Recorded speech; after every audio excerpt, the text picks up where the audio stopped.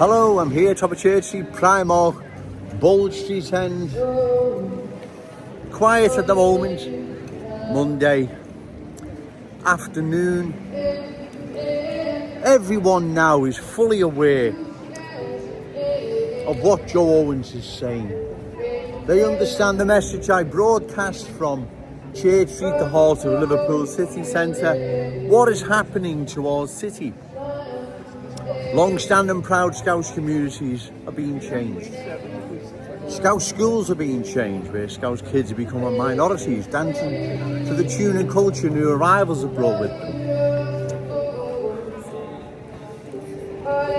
People can see our economy, our Scouse economy, falling more and more into the hands of universal Scousers, our adversaries.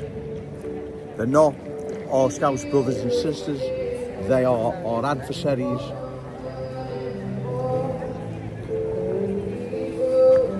They're cornering nearly every market out there. It doesn't matter what it is, they are cornering the market. Once again, no one's saying they should be deprived from running a business. That's not my point. My point is they're dominating everything. They're ganging up on Scouse businesses, and Scouse businesses don't stand a chance. That's what's happening. Everyone knows it is, right? Just look what's happened to the Scouse barber. Nearly extinct. There's one or two still about, right? Now, again, no one's saying they shouldn't be allowed to open their own barbershop. That's not the point. But there's like 10 ganging up on one in some shopping parade, precinct, whatever.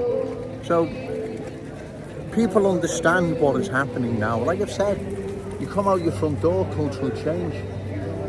Supermarket, cultural change. Take the kids to school, cultural change. Phone a taxi, cultural change.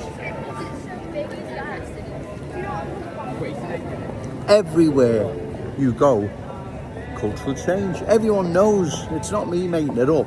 Everyone is fully aware as to what is happening. Now, do you believe Ian Byrne MP for West Derby, refugees welcome? Do you believe he's aware of what's happening? Do you believe Dan Carden, Jan the diversity man, MP for Walton, do you think he's aware of what's happening? And all the rest of them? Well, of course they are. But then you ask yourself, well, why aren't they addressing it, Joe? Why aren't they dealing with the worries and concerns facing the good people of Liverpool? Well, there's probably several reasons, but the main reason is they're quite happy for it to continue. For whatever reason, right? They're quite happy for it to continue. They're not going to rock the boat, put their career in jeopardy. They're not going to do anything like that for anyone, let alone their constituents and the good people of Liverpool as a whole. They're going to remain silent. But like I've said, everywhere you go, supermarket, cultural change, barbers, cultural change, convenience store, cultural change, take the kids to school, culture, everything. There's cultural change, you can't miss it. It is everywhere, right? Now, as I've said before, and I think it's quite obvious to draw this conclusion, that if it continues, then our city is going to change into a different place, right? It is going to change into a different place. That is obvious, right? One can see that now, that if this isn't stopped, our city, 5 years' time, will be a different place.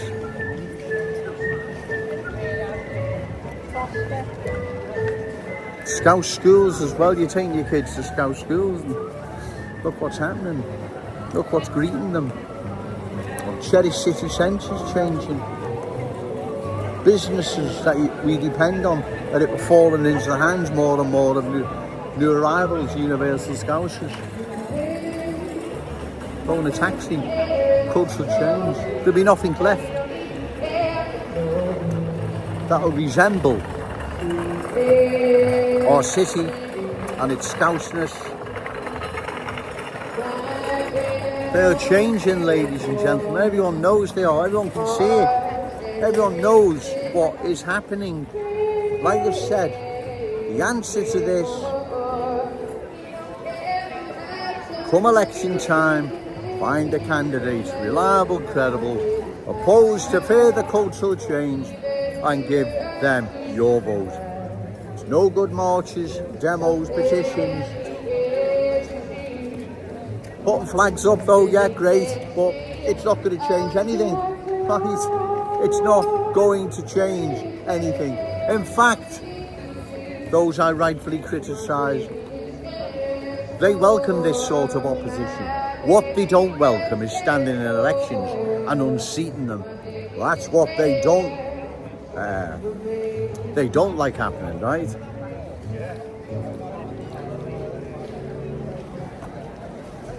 So like I say, have your march, have your demo. I understand people's frustrations, but it's not happening. It's not changing anything, ladies and gentlemen. The same will continue. In fact, more of the same will continue. More cultural change, right? That's what is going to happen. In fact, is happening. Everyone knows it's happening.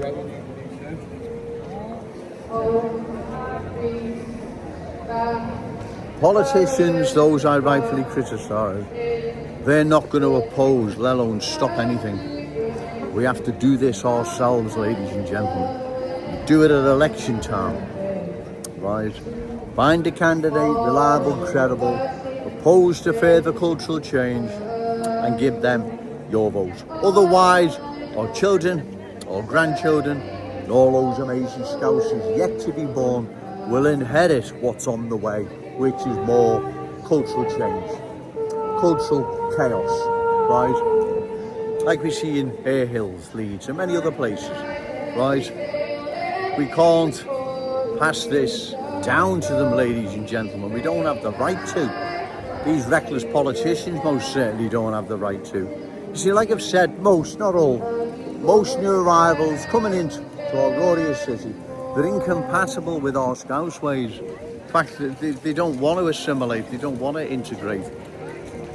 Because you've only got to look at other major towns and cities across the country who've underwent profound cultural change. Was there integration, assimilation there? No. Did they forsake the culture they brought with them? No. They continued pushing it. So our city will be no different, right? That's why we must oppose what is happening. We have to, ladies and gentlemen, because like I've said, we can't pass this down to our children, grandchildren, and all those amazing Scousers yet to be born. We don't have the right to, right? We can't pass this down to them. We must oppose this outrage against our glorious city. Long-standing proud Scouse communities, Scouse schools, our cherished city centre, Scouse economy falling more and more into the hands of our adversaries, universal Scousers. We must oppose this, ladies and gentlemen. Like I've said before, cultural change takes no prisoners. And there's no cultural rewind button where you say, listen, we've had enough of this now, come on, better press the rewind button. Well, there's none of that, right? It's finished, it's over. It's a different city. It'd still be here in name, but that's all. It's a city in name, like London. London's a city in name, that's all. Birmingham, Leicester. Everyone knows what Joe Owens is saying is the truth. Everyone. The thing is now you've got to put it into action, right? You've got to find a candidate at election time opposed to further cultural change and give them your vote. Be sure to that, ladies and gentlemen. These politicians, they're not coming to our aid. They've abandoned us already, right?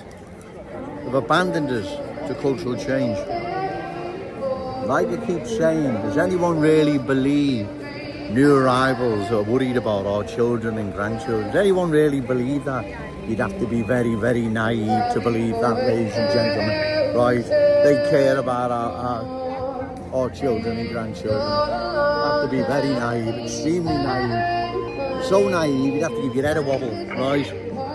We've got to oppose this, ladies and gentlemen, while we still can, while we're still in the driving seat. We've got to oppose and stop this. Otherwise, leave it too late, we end up like London, Leicester, Birmingham and all the rest. I'm going to go now, ladies and gentlemen. I may do another video later, I'm not sure, we shall see. But like I say, the only way this is changing is by voting them out. There is no other way. You've got to vote them out, ladies and gentlemen. And it can be done. Remember, we have the power, not them. We give them the power, but we have the power to put them in office, right? And we can remove them from office just as quick, right? Anyway, remember, say no to cultural change. Yes to Scouts pride. Shout it out loud, Scouts and proud. Okay, thank you.